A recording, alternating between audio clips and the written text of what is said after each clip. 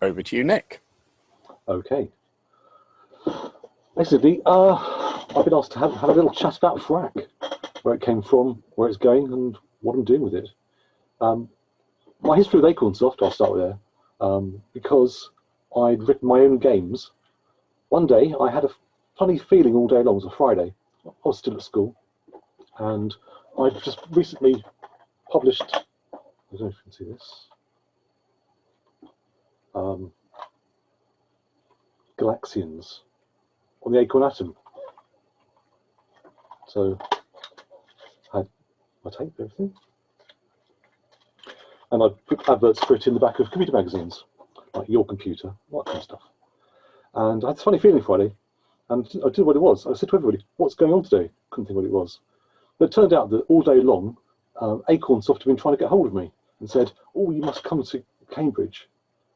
And so I've got a phone call on Saturday, and went up to Cambridge, and came back with a BBC brand new one under my arm, and started writing Arcadians on it. Now, the only downside with that was that they hadn't actually put the serial ULA in, so I wasn't able to save anything out.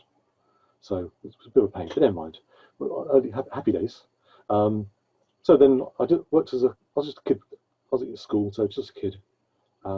Wrote Arcadians, which was a lot of fun, and then came back for a bit more fun games next year, where I did other stuff, like Acornsoft music and things, and chess.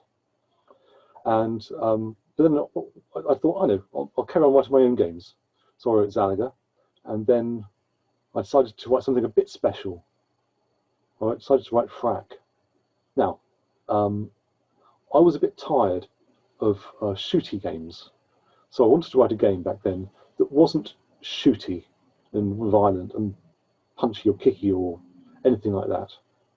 And it took me a long time to cut up, but I didn't want to do something too abstract either. This is a long time before Tetris or anything like that. So I thought, well, what can I do that will be, really nice and not violent? Just I was talking to a friend called Boff, and he had a game design. He liked Japanese arcade games, and he had a game design called Caveman Capers, which was similar to a Japanese arcade game, but not quite the same.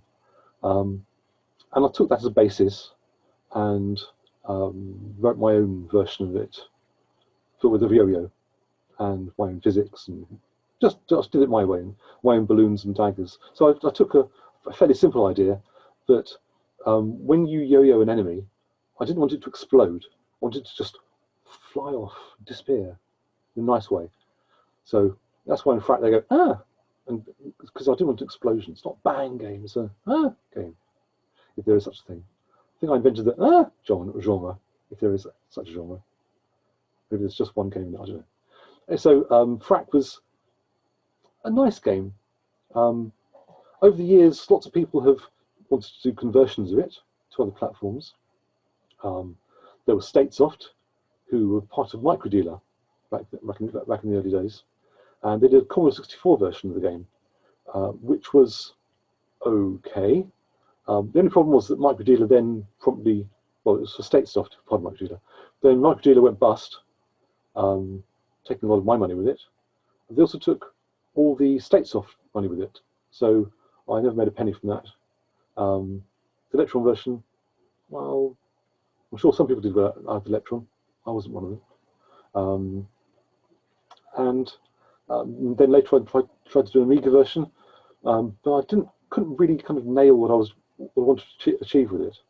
That was like my friend called Justin Gavanovich. So Frack was one of these games where I had a very clear idea of what I wanted at the start, but people kept coming to me, say, "Oh, can I do Frack on this or Frack on that?" And I thought, no, not really. That was it was 1984. That was what it was about. It was a certain thing. So I've always resisted the temptation to come back to Frack until a few years ago. And I started to have an idea of what a rebooted Frack would do. And I ended up with a ton of different ideas, a ton of different thoughts and processes about what Frack would be like. And I really wanted it to just not be a kind of shiny, vectory, modern-y thing. I wanted to, in the end, I decided what I wanted to do was to make Frack even more fracky than the original. I wanted to kind of enfracken it, to kind of make it really, really fracked. And so I kind of set myself rules. So I had to use the original graphics because I couldn't, you know, it has to be the original graphics and the original sounds and the original music, mostly. We'll come more that later. And I didn't want it to do anything that the BBC itself couldn't do. You know, so it was kind of, if I had a perfect BBC, what would Frack look like? If a BBC running at 100 megahertz rather than 2. So that was kind of the level I was pitching it at. What would a really, really good BBC Frack look like? So the upgrade isn't Frack, the upgrade's the BBC. So that was kind of what emerged from the massive ideas I was having about what Frack would look like. And I had all kinds of ideas of different kind of rendering styles and this and that, but actually in the end, I wanted it to be more like the BBC than the BBC. And I'll do a little demo. Now, originally I thought, well, what tools can I use? Because, you know, if I'm doing it, I'd rather do it once and then have some magic button that will let me write it on lots of different, you know, platforms, targets. So I looked at all kinds of game toolkits and things, and there are lots of those. The one I'd settled on was GameMaker Studio, which is actually a very nice thing. So I'll just do a little demo of what that looks like. If I do my screen thing. Okay. So let's bring up GameMaker Studio. GameMaker Studio, it's not C, it's not anything else. It's kind of sort of like C. I'm sure they're lovely people, but I think they would have been better off just doing it in C, bless them, than doing their own language. But anyway, they obviously decided to do this a long time ago. And if I kind of bring up an object, Trog, for example, move that out of the way. So Trog has a load of code. You know, it looks sort of like C. It's not quite the same. Things like the Trog step routine that happens every tick. It's like in a game, you have a bit of code that runs with each object. And one of the nice things about GameMaker Studio is that it does that kind of thing quite nicely. So these things, the nice thing about it is that you can edit rooms. Let's find a room. Rooms, classic, room A1. So, you know, if I kind of pick an object, I can say add, I don't know, let's find a meanie. I could drop a meanie in, boom, boom, boom, and there he is. So if I put him there, and you can see the first level of the game, it's more or less exactly like it was originally. So let's just click on the play button, and it'll do all the stuff. And it's tolerably quick. It's doing, you know, quite a lot of stuff, and to build it, and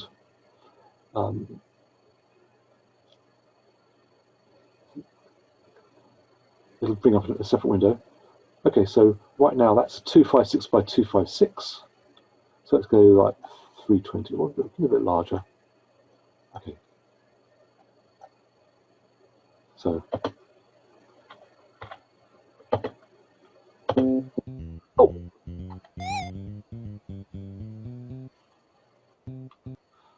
So that's kind of the idea that you've got.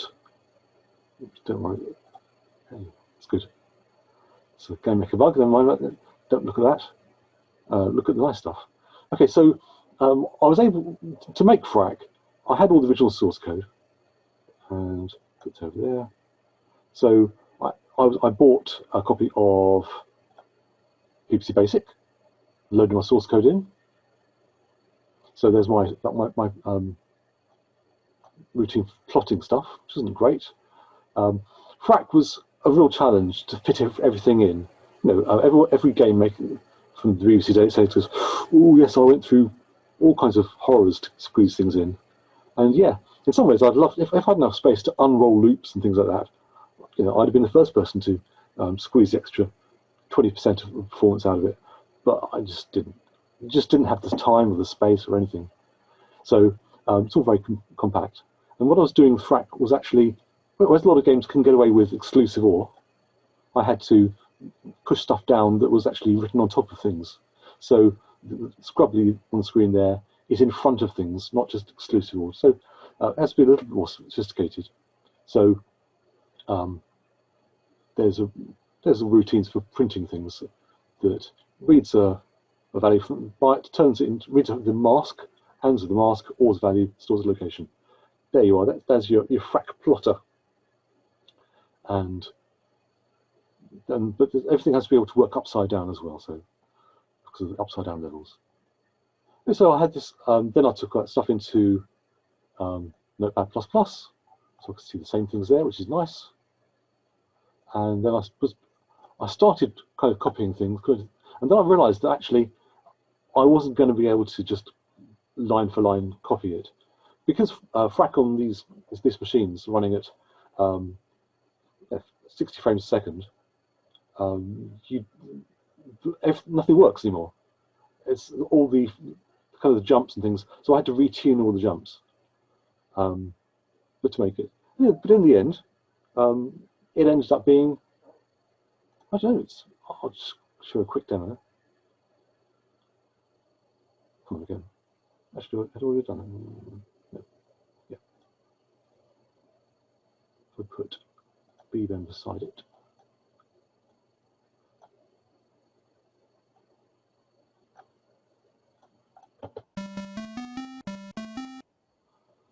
Okay. So I've got this on insane settings.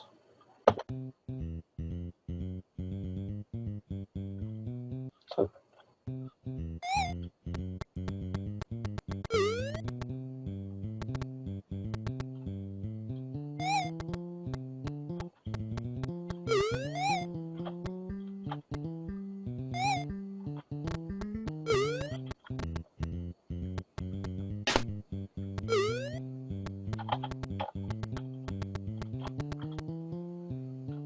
Level just as I can.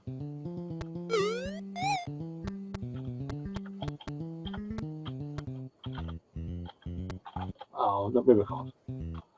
Okay, so but meanwhile, back in 1984.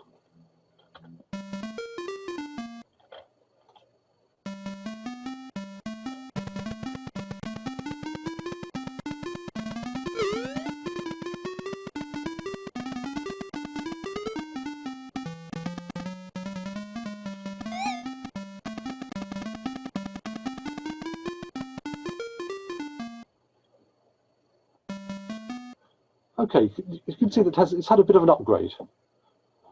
I think it's quite nice that actually playing it now.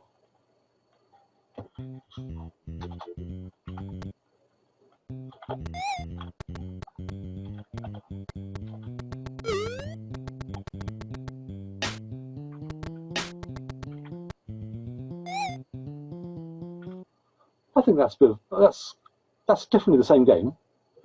But I think it's just a little bit better. There's some things I did differently. I'll show a very, very quick example. That now you can all white off adders.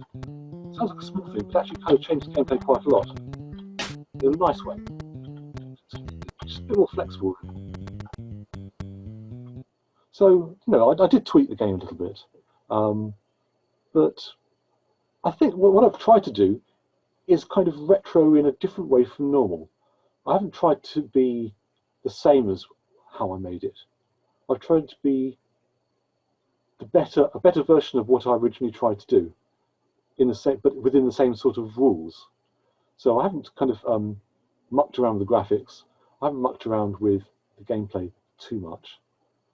And that's kind of an interesting thing for me, that I'm not really a retro guy in terms of, I'm not really that interested in an archive. I'm more interested in going forwards. It's hard to explain what going forwards means for me. For me, it means I have a certain kind of forward motion with the things I do. And I wanted Frack, after 35 years, whatever it is, to be forward motion. And that's something that people don't really talk about with retro, because it's kind of backwards motion. It's retrograde. But for me, what I'm trying to do with Frack is to be a better version of what I would have done in 1984, without really kind of mucking around with it. Okay, so that's basically where I'm at. So GameMaker Studio is a bit frustrating, in that sometimes they have bugs. Like, for example, there's a bug right now which I've reported, which they haven't fixed, and I'm not sure when they're going to fix, and they won't open the ticket. So no software, middleware you rely on is ever going to be perfect. But I can write this once, and it'll go onto Androids, iOSes, some of the PlayStations, some of the Xboxes, and a whole lot of other platforms, which is nice. And that's in theory. So it's already kind of partly on Steam. So it's sort of connected into the modern world. But I think that it's really quite an old thing, in a nice way. Okay, that's my kind of little 25-minute little chat. I'm happy to open to questions.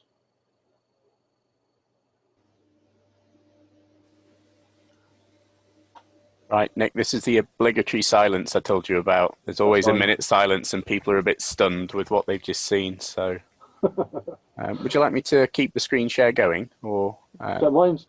It might be quite handy for you, so we'll see. Hey Nick, it's Paul. Hi Paul. Well done. That looks so true to the original, and as you said, even better than the original in various subtle ways, but without changing anything. So I see exactly where you're coming from, and I love it. Oh, thanks. I thought Frack was really innovative when it came along all those years ago. It was like nothing else, and it's great to see that you're still putting some work into it. That's great. Thank you. I'm really pleased. It's nice. Okay, thanks, Paul. Yeah, is there anybody else? Just ask that if you do ask a question, if you can pop your video feed on, if possible, that'd be handy. Well, it's a pretty good game. I found it a little bit tough, the original. I haven't played the new one, obviously. And so, Dave, yes, some of us are a little bit stunned. It is, but it's a fun game.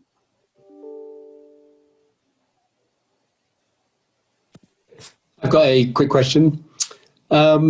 Is that the original source that you've got there to Frack? And if so, would you be willing to publish that like Kevin did with some of his sources on GitHub? I've been thinking about it. One of the problems I have is that I realized about a few weeks after I started that the version of Frack that I'd archived wasn't actually the one I'd released. I've noticed that, for example, on the screen here, there's a kind of crisscrossy pattern on that, and that came in very late. So the version that I've got archived is about a month off the actual one. It's just annoying. Everything else was the same, I think. But I need to go into my loft and dig out the hard drive and all the stuff that was on it.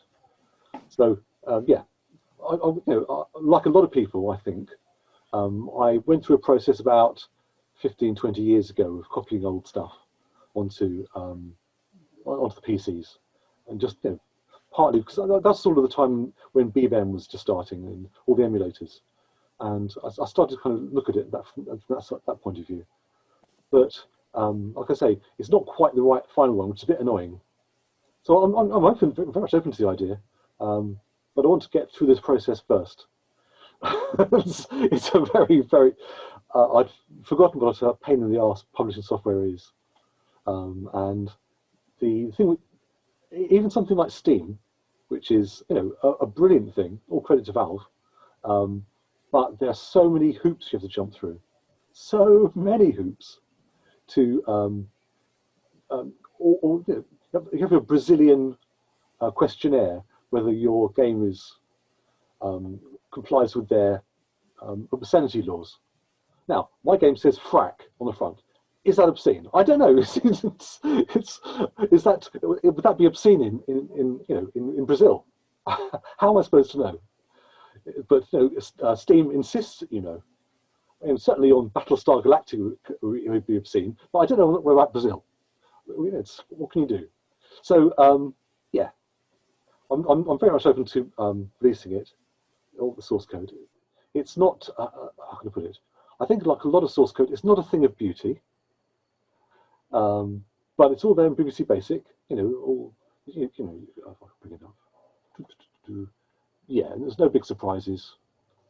And I remember when I came back to the game, kind of last year, I started to read through the source code, and I looked at the plotter. And I remember, Frack. I'd written previous games like Xanaga and things, where I'd had a very kind of compact, straightforward plot routine, normal stuff. And I remember with Frack, what happened was that I ended up jumping through all kind of hoops, not only to make it work upside down, for example, because that was the thing that other games don't, and I couldn't kind of have an OpenGL thing to flip it upside down, just not in kind of 6K around whatever it was. So I had to had to abstract out the layers of the thing, and then I had this issue where actually you might think that what you want to do with graphics like Frack, like Frog, would be to just unplot things and then plot them back on again. But I think what I ended up doing was unplotting Trog, replotting it, and then plotting things behind it. So, because the biggest criticism I had of it as an author was that the big sprites made things flicker. So I was very conscious. So the game kind of defined the technology, and so here's another thing. If one thing I wanted in the original game, back in 1984, I wanted the some or all of the scrubblies and things just to go left and right, left and right, and I wanted the poglets to go up and down, and I wanted the hooters to bounce. Okay, so I put that in the early versions of the game, and then as I played it, I realised that the BBC just wasn't fast enough for doing big animations. Just couldn't do it. No, it's not even close. So I went, and so first the scrubbly went because that was way too big. Then the poglet went because that was also pretty big. Lastly was the hooter, which bounced up and down, and it was small. I thought I can get away with that. That'll be great.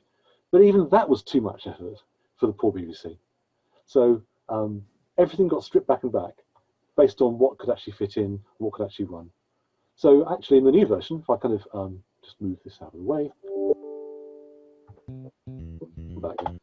what I did was I started that actually I added things that, so first of all I wrote 9 levels of like the original game. So the original three levels plus another 6. Okay. Then I wrote moving levels. These are basically, if you see the kind of the thing, they're moving. So the enemies are moving. So here I get to have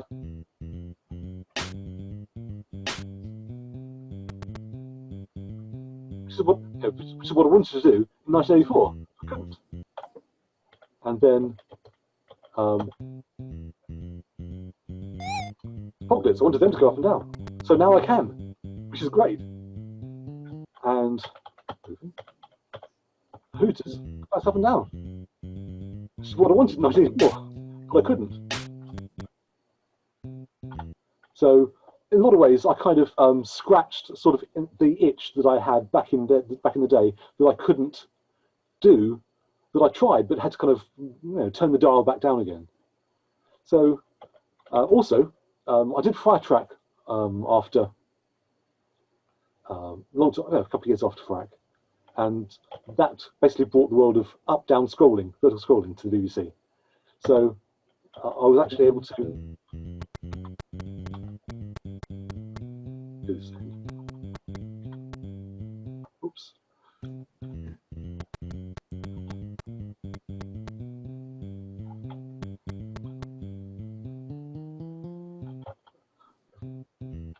So yeah, so that's kind of vertical scrolling games. So that's kind of those top three are basically the stuff that I wanted to do in '84, but couldn't. You could only do left-right scrolling then. No one even considered that you could do vertical scrolling. And Firetrack and vertical scrolling is a topic for another day. Maybe another That's fantastic. Thanks, Nick. Okay.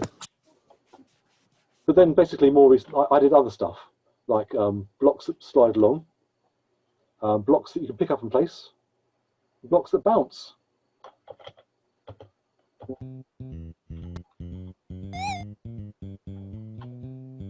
Oops.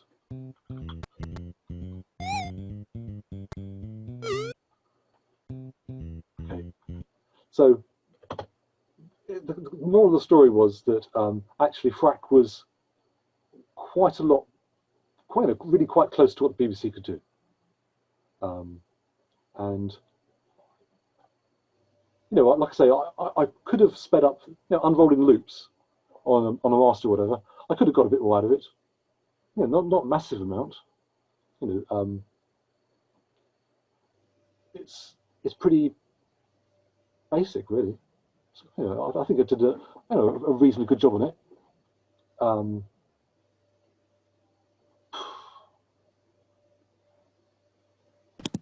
You might say the code isn't a thing of beauty, but it's certainly a piece of historical record that we're all very interested in. So. Okay. Like I say, I'm definitely I'm definitely considering it. I would like to find the source to all of the games that I wrote, like Zalaga and Arcadians and the rest of them, up in the loft. I don't remember whether Acornsoft took a copy of it. They should have done, but I definitely did have all the copies to go to it.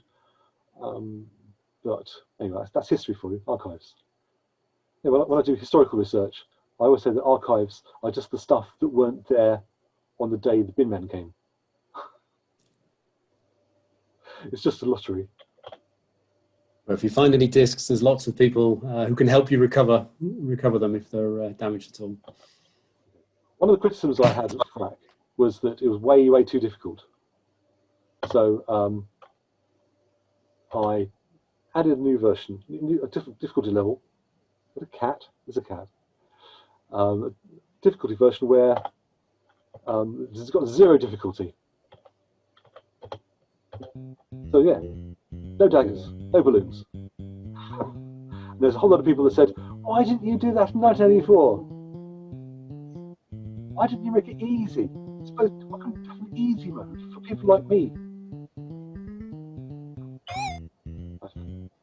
So that's another thing I should have done in '84. Easy mode, easy mode. Although actually, when you've got things like placing blocks,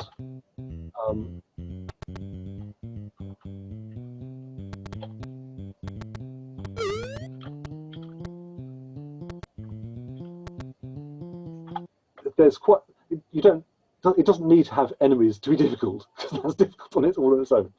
So yeah, that's kind of, so that's sort of the I don't know, the vector that Frack's moved along, just from classics Frack to moving stuff that I wanted, to scrolling stuff, to other stuff. And I had loads of other ideas. At one point, I was going to do it like a space level with kind of reduced gravity, and I'll put the code in for that. But it just didn't play very well. It was one of those things where you think, oh, that'll work. You try it, and it just doesn't. So I think so. What I've ended up with is 6 sets of 9 levels, 54 levels plus the training level. I think it's great. Yeah. Okay. Any other questions? Yeah, hi Nick.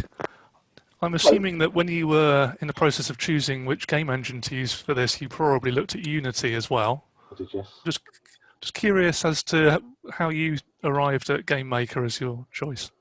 I felt that Unity was pretty good, but I was only ever going to do like sprite stuff, like really simple stuff. As you can see, there's no like rotations or scaling or anything like that.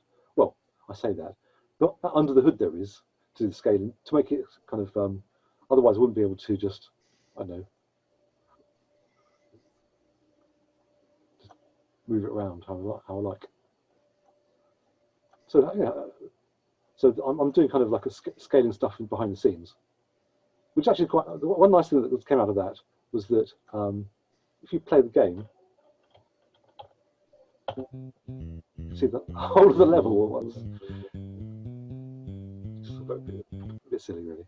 But, so yeah, what I was looking for was a good target platform coverage and good. So lots of devices that I could basically go press the magic button and publish onto, and also lots of kind of just nice things. And Unity had all those things. It just seemed too complicated for what I was trying to do. I took about kind of a month really to look at all the different engines before I settled on this. And I had buyer's remorse on hundreds of occasions, particularly when I hit bugs that GMS won't fix, the Yo-Yo won't fix. But in the end, I settled on this, and maybe Unity would be better. It's nothing wrong with it. Stuart's asked, does he remember correctly that the Electron version had more levels? If so, how did that come about? Oh, the Electron version had more levels, definitely, and it also included a screen editor, a level editor, so you could actually lay things out yourself. And when I started on this, I wanted a level editor as well, but it basically turned out to be much harder than I thought to make it work within the game engine. Very simply because, don't do that, because actually with GameMaker Studio, the level editor is the application. When you design stuff in GameMaker Studio, you are, there it is. So there isn't really a facility for you to create levels within GameMaker Studio, within a code within GameMaker Studio. So, so that's kind of a bit of an annoying thing for me. But yes, Frack on the Electron, I included a level editor, which was a lot of fun, and you could load and save your levels. But it was able to do that because the Electron was in black and white, mode 4, not mode 1. And so actually, there are a lot of things I liked about the Electron version. Okay, one of the nasty things, the not so good things about the BBC version was that I didn't have very good collision detection. I just like box detection, which was just not very nice. On the Electron, yeah, sorry about that, but thanks, Paul. So on the Electron, I actually upgraded it to pixel perfect collision detection because I had all the masks for the collisions were the same as the masks for the outlines. So I was able to, I just kind of generalized the code a little bit so that it could just do collision detection and then kind of go in to do the pixel part. Just, and that actually worked out very well indeed. So the Elk version had better collision detection. So I took that. This version has the same collision detection as the Electron version, and it had more levels. But I found that when I looked at the levels again on the Electron version, I didn't like what I'd done with them. I thought that I'd made them too hard, and I hadn't really kind of.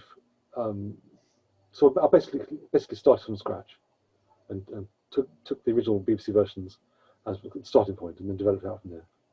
So yeah, that was it. That was the Electron version. Okay, thanks, Nick. Stu Swales has got a question. I think he can ask. His microphone's disconnected. Then I'll nip in only with a comment. Thank you for the easy mode. Yeah, okay. Well, it's been a long time coming.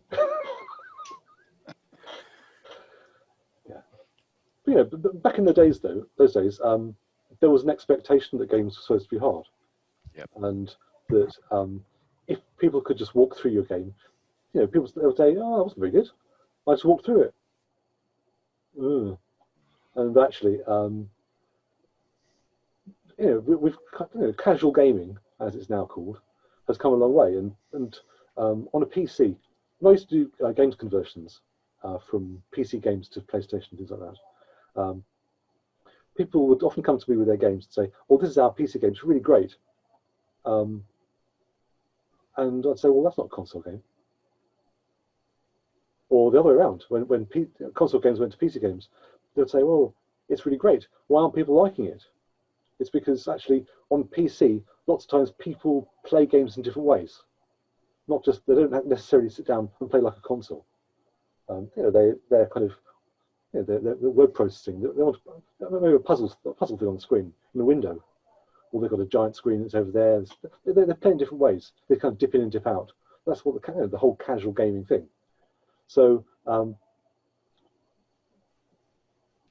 the dynamics of games on different platforms are quite different. So people play games for different reasons at different times in different ways.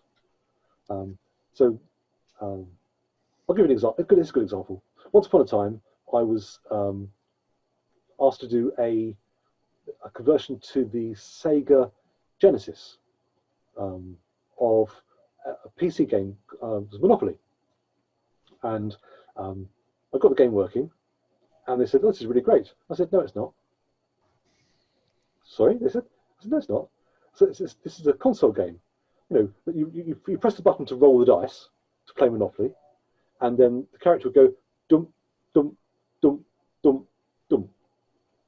I said, "That's not a console game. A console game goes dum dum dum dum dum." And so when I'd finished tuning it for a console game, you could play a whole game of Monopoly in 15 minutes, which is great because it was doing all that stuff for you. So unfortunately, I think the company went bust then. That wasn't my fault. Yeah, they had a very good game of Monopoly to go bust with. But regardless of that, people play games in different ways on different platforms. So having a mode where you have no enemies is a really good thing. A lot of people will think that's really great because they don't play games like kids used to in 1984. Yeah. Yeah, that's a good point. Okay, I think Stuart's ready to comment now. Stuart?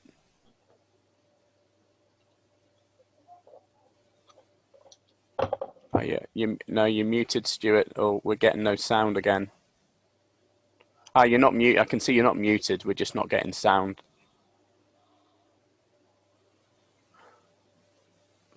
I tell you what, shall I read the question out? Shall I read the comment out, Stuart? Is that easier? Works for me. Right, let me just scroll up. Right, I'm going to obviously edit this bit in post-production, so just thinking of the video in mind. Okay. I'll try to stay very still. So Stuart Swales, obviously ex-Acorn Soft, has commented regarding archives. He does remember the filing cabinets with archived releases moving to Newmarket Road, but like everything at Acorn and Acorn Soft, they'll be lost. I wouldn't be too surprised.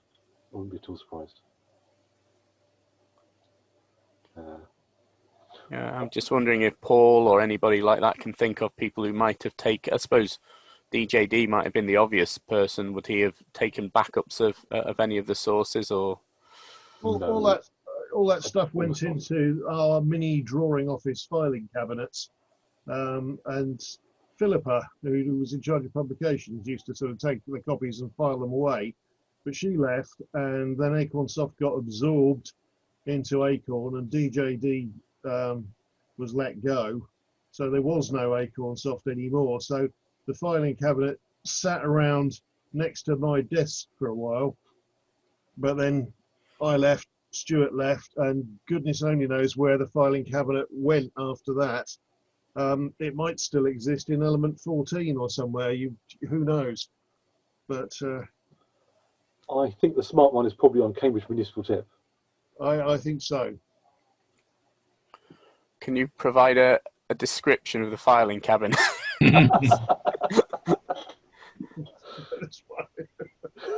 So we can try and sleuth, some of our sleuths can try and track it down. Yeah. Okay, let's get this, thanks Stu. Anyway, let's get this back onto Frack. We've had quite a few questions coming, more questions coming in now. So, question from Chris Needham, who gave the BBEM presentation earlier. He noticed the keyboard in the background. Did Nick compose the music for Frack and also, you know, Arcadians and Firetrack? Himself, he's also commented that, you know, the music was the nice music was one of the characteristics of your games. Always wrote the music myself.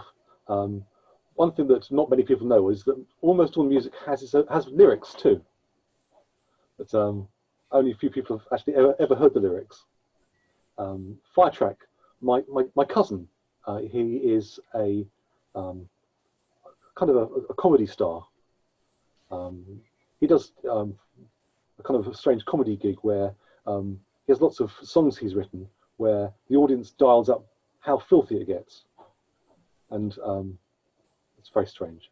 But he often plays the Firetrack music in his car when he's stuck in traffic jams, on his guitar or his ukulele. So and sings the song, and they have lyrics. So yeah. So one thing I will be doing with Frack is revealing the lyrics, which I've never done before. So it's that'll be a surprise. Hopefully a good surprise. Nice surprise. But so far you've only heard the bass line to the music. Nice bass line, but just the bass line. Are you going to go one step further and record a live track with the vocals and possibly distribute it as a, what's it called, the download content, bonus, you know, download content on Steam or something for purchasers? I think the current plan is for the music to be the track mode, so that when you're when it's just sitting around there, it's playing the music, and yeah, you'll see. I can't possibly spoil the surprise. On the subject of music, what did you think of the Arcadians cover? And of course, when this video makes its way onto YouTube and the ABug website, it will have that wonderful guitar cover that I think a chap called Ian Dorr composed for me. I think it's a lot of fun. Yeah, it's nice. It kind of reminds me of death metal covers of what's it? The Portal, the end music. This was a Triumph. Ah, yes. Yeah. There's a death metal cover of that, which kind of always made me laugh. And obviously, I'm very easily amused, obviously. Okay, I just need to check. I've got people messaging the ABug account, which I'm on, with questions, and also my personal account. So I've got to check both of them. Hold on. Right. So from Colin Hode, he's asked, in GameMaker, you're able to lay everything out using drag and drop. How did you lay out the levels and sprites back in the day? Was it all done on graph paper initially? Graph paper? Never. No. The sprites themselves I designed using my own ROM editor called ViewShape, which is on out there on the web somewhere. And so basically, so the graphics themselves had a little nice editor thing in there that I used to do that. The levels themselves, I had an editor. I think I can probably find it. Where is it? I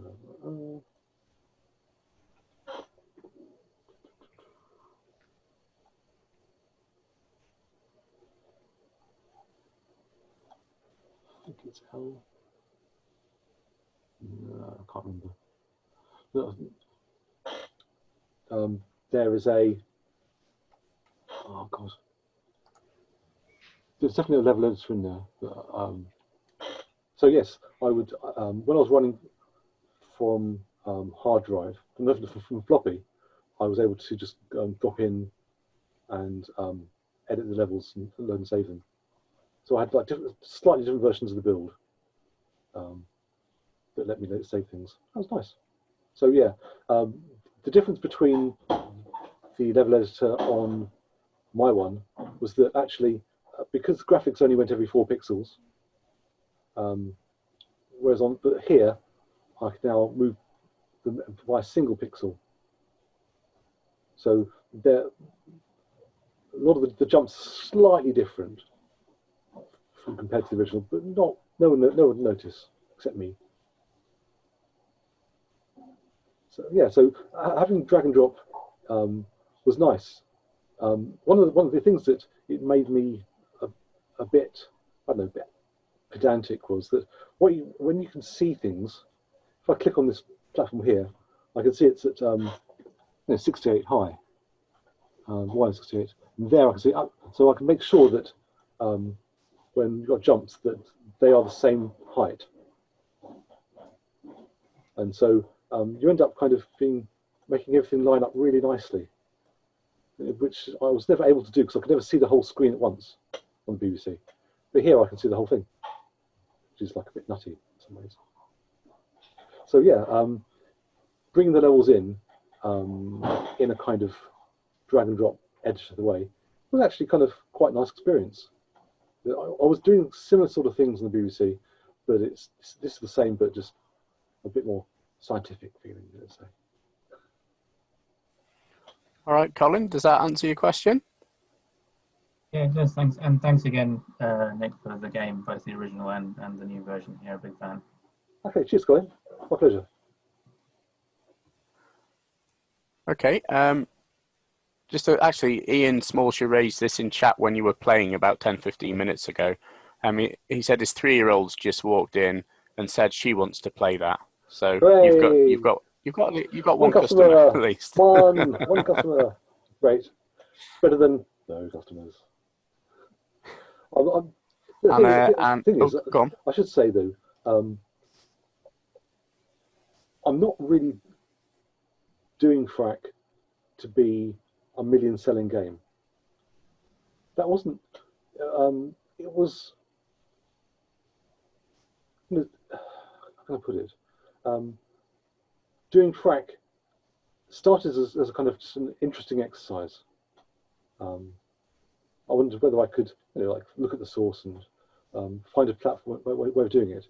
But actually, what it's come out as, I ended up wanting to scratch some itches that I'd had for 35 years. That the things I wanted to do with the original game, but never came out or never quite worked. So it's sort of like kind of tidying loose ends, really, in a funny sort of way. So what I've ended up doing is writing a version of the game that was more like the original wanted to be, rather than a new version of the thing. So I don't know, it's a different angle on retro from normal, I'd say, but not necessarily a sales things. No, I put in a 0 difficulty level just because that made good sense, not because it's a sales feature. Just fun. I'm trying to have fun with it. Okay. So yeah, I've got a couple more questions, but Richard's got one. Tricky's got one he can ask in person. Hey, Tricky. Hi there. Well, thanks for all of your games first and the inspiration they've been to me. Oh, thanks. And I wonder how you feel about people messing about with Frack or making little demos using it. Okay.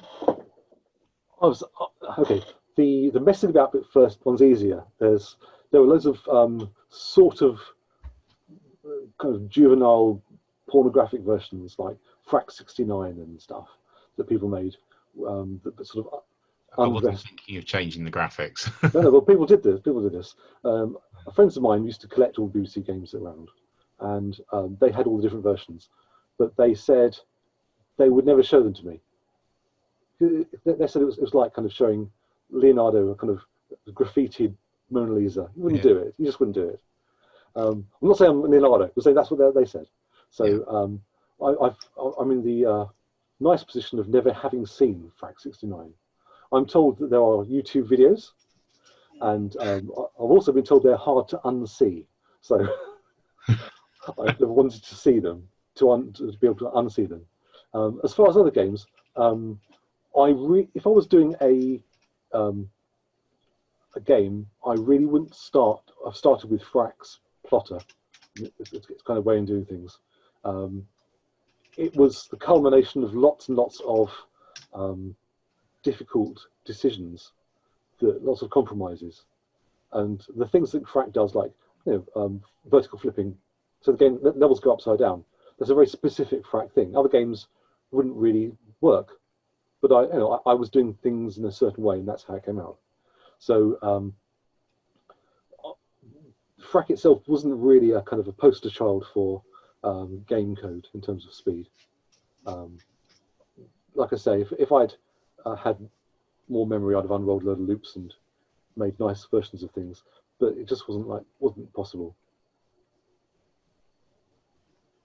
So I found it difficult enough making sense of Frak with the source code. After 35 years, I'm not sure I would really envy anybody sticking their noses into the assembly language and going, "Oh, this is great." It's not great. The things you have to do to make things fit in what 7, 8K, whatever it is, just extreme. Not good. Okay. Yeah, I didn't even know there was a level editor till today. Just on the Electron version, yeah. Yeah. And I guess I do have another question. I guess, why did you? Well, maybe not. Why did you put the Captain Pugwash music in? I kind of know why it's there, but it's a piracy thing. I knew that I wasn't really. I didn't really have the capacity or the skills to make something that would genuinely put pirates off copying it. I wrote a load of self-modifying code and layered it up and put stuff between it, so that you couldn't just step through it and go, "Oh, that's fine," because that was so. And I put the prop pugwash in just for fun, really. I didn't really believe that anyone would say, "Oh no, on principle, I like Nick's stuff. I'm not going to pirate it." That's not how it worked. I knew that people would pirate it straight off, and I was told many years ago that Frak may well have been the most pirated game of the BBC. I think every time I've been to a school visit or something with nephews and things, every computer room had BBC. Everyone was playing Frak. Every machine had Frak on. I was thinking, really? Let me see. Yes. So Frak was very, very heavily pirated, and I don't think there's anything I could have done to stop it. My original's in a box over there. Hooray! And my friend, I salute you. Two of us were, but we weren't trying to copy Frak. We were just trying to hack it. It was his original that we were using at the time. So, and we didn't know anybody else with the BBC, so it wasn't like we were going to be giving it away. Oh goodness me! No. It was, loads of people looked at Frak. A lot of people actually wanted to know how I did all the stuff, how it all worked. But they'd been disappointed because, like I say, you end up with a simple idea, but actually kind of making it really work and following it through to the end. You make so many compromises and so many things that just a bit, oh really? Okay. Yeah, I've done the same thing. You get to the point where there just isn't enough cycles to go to the next level up, and Yeah. going a little bit just isn't going to make a difference to the game. So Exactly, yes. just there's a little bit left on, a little bit of processing time or memory left on, well, never memory, but a little bit of processing time left on the table, but you couldn't do anything Yeah. really useful with it anyway. So. If I just bring up the emulator for a second. Well,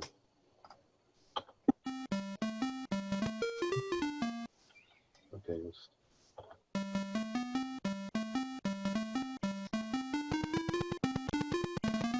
It seems like a simple thing, just scrolling up and going up and down. But just making it do that and not flicker and keeping everything moving and having all the different, like the dagger going over things and the balloon going over things and the scrolling, all these little pieces kind of all like fit together into this jigsaw of code. Yeah. And there are several points where I was writing it where I thought I just can't fit it in. No, God, oh no, that's it. I've gone over some invisible line here, and it's just not going to fit. And then I had to kind of like step away for a bit, think, oh, okay, chill. There's got to be a way. And I didn't have to do any kind of like super crazy stuff, but I had to kind of come back at it several times to make it fit. And it's and the more typical thing that would happen would be that I would be looking at a bit of code and I'd go, oh, I can see how I can do that particular pattern with like 2 ops less. And then I go, oh, okay. And I go through the code and find the other 10 places where I've done that. And I've saved 20 bytes. Well, hey, this is great. 20 bytes in the bank, fantastic. The annoying thing when I was going through the code this time round was that I found that I had a bug in view shape in my shape editor. And the graphics were a few more bytes wasted. So actually, by the time they were all assembled, I actually wasted about 200 bytes in Frack. And I was gutted, gutted, I tell you, that I'd wasted 200 bytes. I think the first level is about 180 bytes. I could have fit an extra level in with those bytes, I tell you, an extra whole level. But I didn't, so, yeah. So Richard mentioned he didn't know there was a level editor, and earlier on you were talking about potentially opening up the sources. If somebody were to do something like, I don't know, rebuild BBC Frack on a B+ and use the extra memory to put you'd be supportive of that.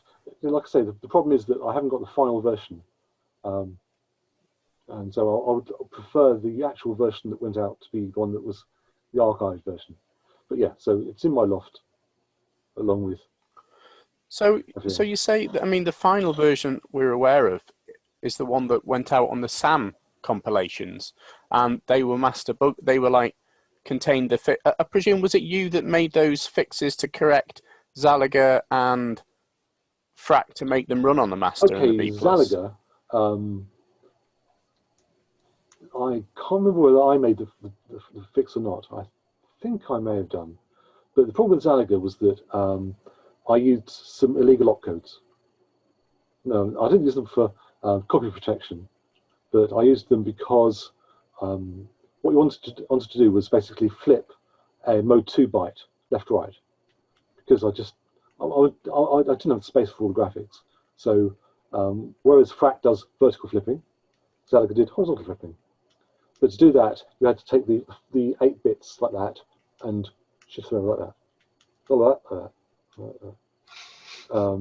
And I found a series of illegal opcodes. I think it was 3 opcodes that did that. Okay, that's what I'm using. So yeah, so fast forward to the BBC master and a different processor, or different processor variant. that didn't have those opcodes, I just stuck I think I just put a kind of a flip table and just like read it and flipped it. So that was it at the end. So I think Zalaga had a master fix. I don't remember BBC having a master fix. I think it just worked. There may have been something I'd done wrong, but I don't remember anything. Well, yeah, because remember a few days ago when we had the prep meeting, yeah. I showed you that I think Chris Evans had just somebody had donated actually bought the Aardvark collection 1 and 2 from Pro Action in the 90s.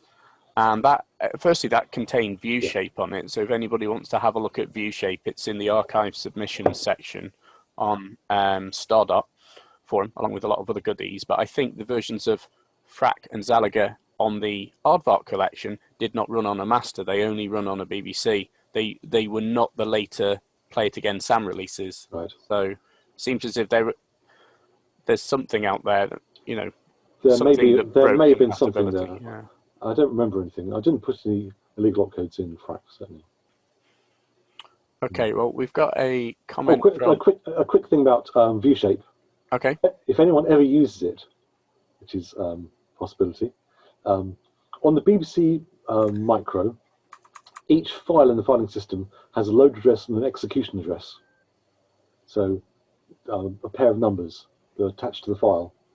Now, what I did with view shape was I co-opted those for the width and the height of the graphic. So that's a little bit non-obvious, let's say. So just so you know, it was one of those things that it seemed like a really great idea at the time. I don't know. Now it seems like, what was I thinking of? What kind of madness is this? But yeah, that's no. I think the load address was the width and the execution address was the height. So there you are. So. Okay, so we've got a comment from Phil Mannering. Are you ready, Phil? I am. Can you hear me? Yep. Loud and clear, yes, thank you. Cool. I just wanted to say, like many others have, thanks for the game and a wonderful presentation. A little bit of a sad confession. I've only just realised that the level actually spells. It had never occurred to me before. Am I right in remembering it was just this one level, but with different number of monsters and upside down and various combinations? That's right. There were three levels. So, and if you want to see them in their glory, I should find the rooms. I should be able to bring them up. Oh, here we are. So, what's going on there?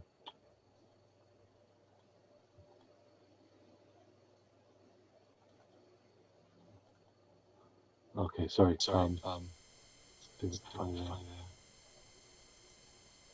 Nope, that's good. Okay, there's a third level, for example. I've had to kind of fiddle the third level a bit because things changed slightly, but there you are. So that's what it would look like if you had a really wide BBC Trinitron monitor. Yeah, I mean it's not immediately obvious on the B version, is it? But No. That's a really nice stuff. And I've also just noticed, having said that to you, that you've got an exclamation mark even on the end of the. That's right. The level. That's right. And just if I can show you something, I've done a bit of homage to myself. If I bring this up here. So, where is it? The level called Sign Here. Orlando, yeah, cool. There you are. So there you are. That's wonderful. Another quick comment on your. You were saying about not just retro, but retro moving it forward. I don't know if you're familiar with Arcade Game Designer. It was originally for the Spectrum, but it's been ported to the Electron and the BBC and so on. and what they've done is similar to you, sort of modernized while remaining true to the original a jetpack games, and Okay. obviously because of things like Spectrum Next and that, they can now be enjoyed. Yeah. As well as bringing it more up to date, it does widen the audience for them and breathe new life into them, doesn't it? I liked all the kind of the ultimate play the game games, and so there's a lot of kind of good fun was had by Spectrum owners that never made to other platforms. Wonderful, thanks. Okay, I wasn't sure whether I should allow this because I think it's more a generic question rather than a Frack question. But seeing as you just displayed the Orlando level, I think it's on topic. Phil Pease asks, so where did the name Orlando and Pilchard come from? Okay, once upon a time, when I was at school, we had careers evenings and careers things. For example, I was good at mathematics, and so they said, "Oh, come along to the careers evening, and you'll be an actuary." I went, "Okay." Now, it didn't take very long with an actuary to realise that actually I never wanted to be an actuary, and so if you've ever met an actuary, you'll probably know exactly what I mean. Bless them. Similarly, I went for a day as civil engineering at QMC in London, and I met this nice, great kid called James Nicholas de Soir, and he kind of knew roughly what where the alphabet my surname was. But it began with P. But he guessed. Oh, I said, "Oh, your name. I don't know what it is. Must be Pilchard." "Yeah, it's Pilchard, isn't it? Osbert Pilchard." I said, "Yeah, you're close." And so, years later, when I was doing Arcadians, I was in Market Hill with Dave Johnson Davis, and he said, "Oh, by the way, we need to put your name in the packaging." I thought, "Okay, so what name do you want?" And I went, "Oh, okay, Orlando Pilchard." So yeah, so it kind of came out very kind of like spontaneously. But again, a day with civil engineers made me realise that I didn't want to be a civil engineer. Apologies to any civil engineers here. So I got my name mostly from finding out that I didn't want to be a civil engineer. So some comments in chat. Jonathan Harson says, this is relating to view shape. AMX Art does the same. It stores X size and Y size in the load exec addresses. It seemed like a good idea at the time. If I were to quickly load up view shape, would you tell me what to do and what to enter into it? Could we do a quick demo to get me going? Because I haven't got a clue. I haven't tried it. We can try. Right. Okay. Let me launch. I haven't used it in 35 years, but we'll give it a go.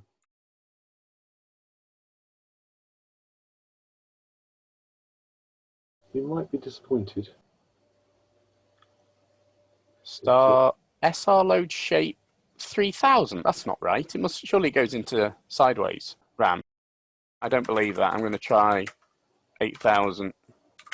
Let's see. Is it star shape? Star shape, yeah. There may be a second process version. What do I do? Type help. See if. Ah, right. Blimey. Professional software. Look at that. Okay. Does it work like View, so you press Escape to get into the editor? I guess so. So, but I'm in mode 7. So if I go mode 2, mode 1, that'll be more readable, won't it? Mode 1, and that matches Frack. Okay, new, I think it was. What's that? Sorry, new. Type help again. I don't really remember. New. So if I do I need to disable write protect? I haven't the faintest idea. If it's going to save a new file, new. Let's call it ABug. There you go. Designing ABug. Okay. Help. I think if you now press escape. Ah, yeah. Okay. I think it was control right arrows to kind of change the size of it. Controlling the arrows. I think control arrow extended the width of it. And I think number keys gave you colours. Ah, so yeah, control and arrows aren't doing anything. Number keys are indeed changing colours. Okay. Try the. Oh, arrows on its own work. So how do I just put how do I plot? Oh, return. So there you go. Yeah. Marvelous. Oh, it's Okay. not It's not going further up. Oh, that's my sprite. Of course, it's not going further up. I can see it's actually plotting it on the right, isn't it? As I. Yeah, it is. Yeah. Yeah. So if you go control up and again. Control up. Oh, there you go. It extends it. There you go.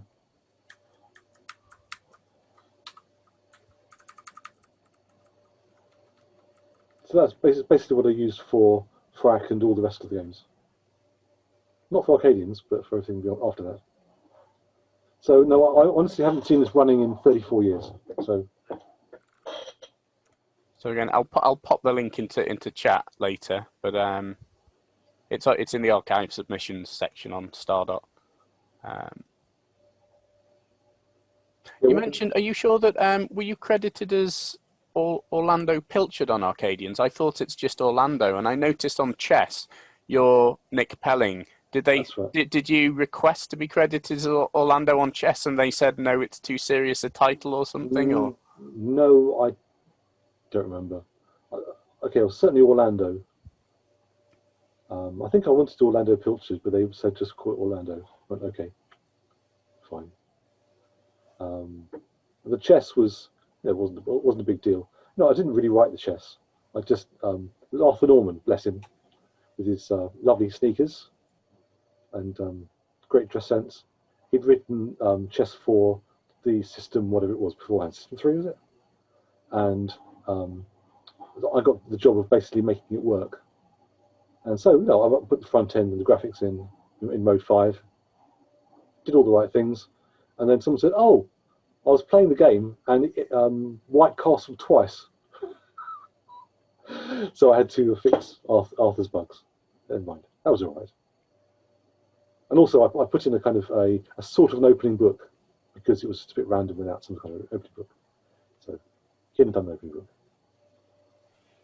I think he thought. Okay, another. I think he thought of himself as like more like Turing than someone writing a games writer. Bless him. So Stuart Swales has commented he remembers view shape at Market Hill with a vomiting Paddington Bear icon file name s.ickbear, so sick bear, s.ick bear. Wouldn't surprise me.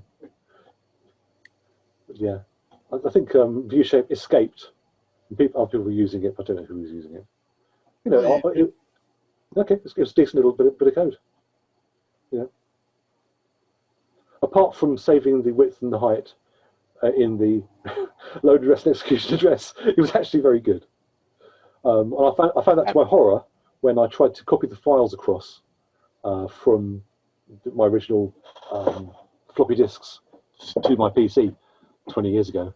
The utility I was using just lost all that data. Oh, no. I wanted that. I wanted the execution address. Oh. So, yeah.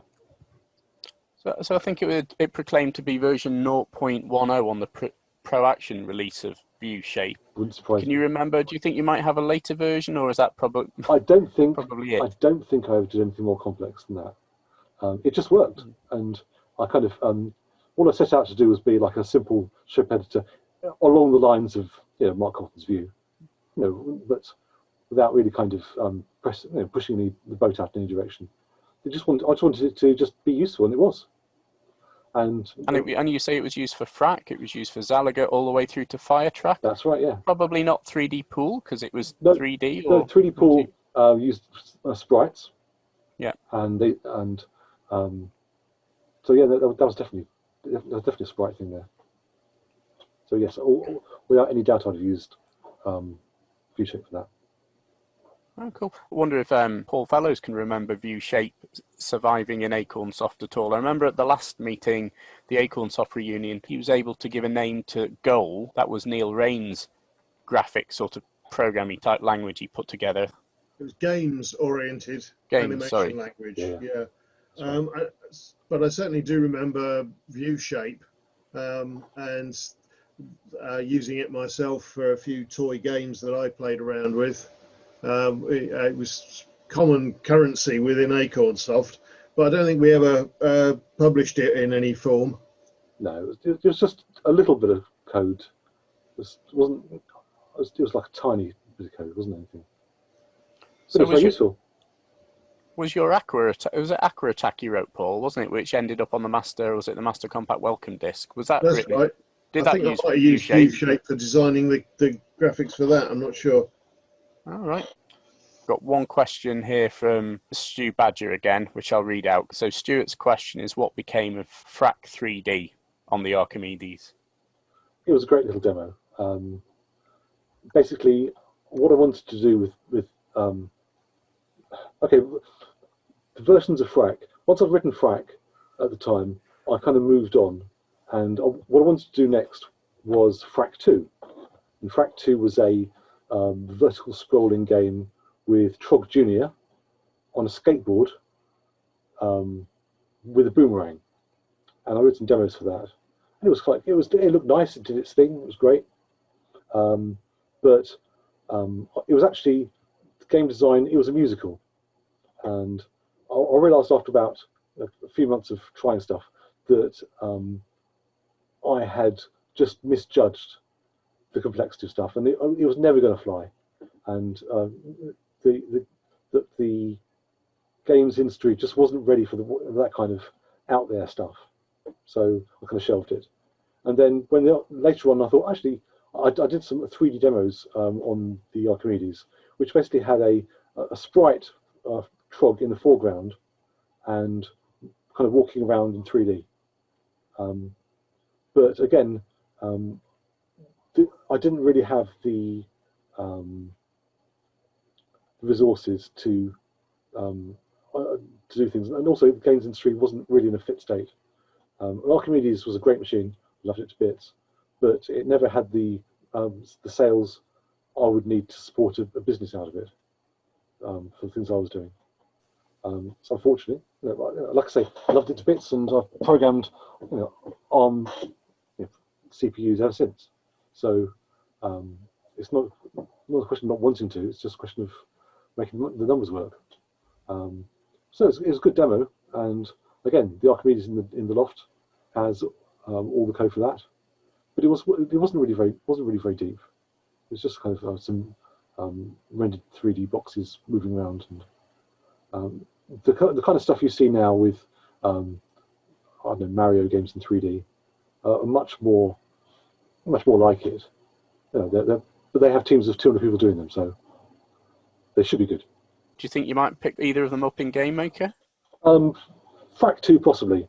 What I would like to do, I had this one thing that came out with Frack on the PC in GameMaker Studio was that because I put moving things in, vertical scrolling levels in, all different things in, I quite liked the kind of the mashup side of it. That it's kind of lots of different sort of engines all at the same time, but while being at the same time being a single game. So what I actually thought I might do is what's it called? Zalatrachium.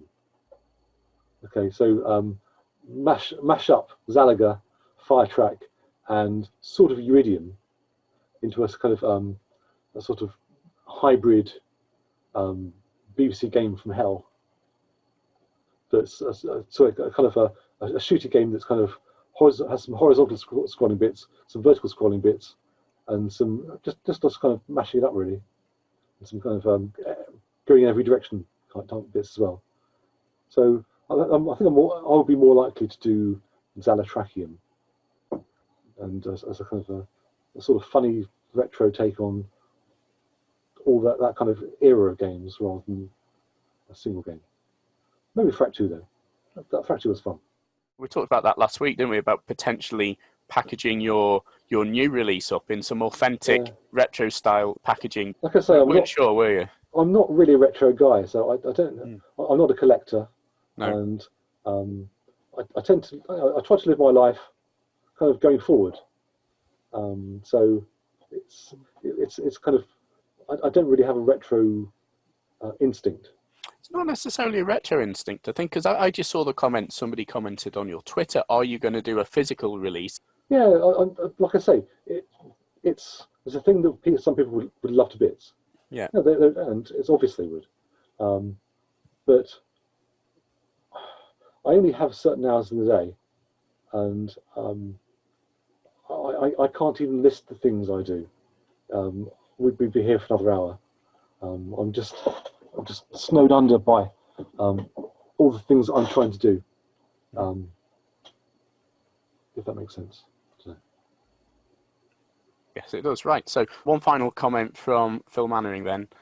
I was just quickly picking up on the Orlando Pilchard thing when it was being talked about earlier. I remembered a film from I think it was actually early 90s, but it was about Orlando in Queen Elizabeth's court, the time traveller John Dee and all that. Yeah. I just wondered where the Orlando bit came from. You said about the Pilchard bit, but not the Orlando bit. Basically, Osbert Pilchard didn't sound right to me, but Orlando, yeah, I could work with that, so that's fine. No, it was just entirely random. I think the James Nicholas de Soir, I think he probably had watched too much Monty Python to be healthy for him, which is not a bad thing, but I think that's basically more of his. Yeah, it was certainly a strange film. Yeah, it's very strange. Good though, but this was many years before that. It's 1984, 1983, 1982. Oh, I don't know what to think about it. Okay then. So it's gone 6 o'clock now, so we'll have to draw this to a close. But thanks again, it's Nick, been a pleasure. Thank for you. joining us. Good luck with the release, and hopefully we'll see you at more of some of the dev nights. Perhaps if you want some beta testers, I'm sure that could be lined up. And if I've got the gallery mode switched on, I've got non-video participants turned off. So if anybody would like to give Nick a little Thank you, clap, everybody. that would be lovely. Thank you, Nick. Oh, I appreciate that. That's really good. Thank you.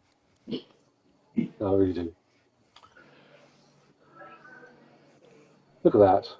Marvellous. Thanks, everybody. It's been a real pleasure. You've been a wonderful audience.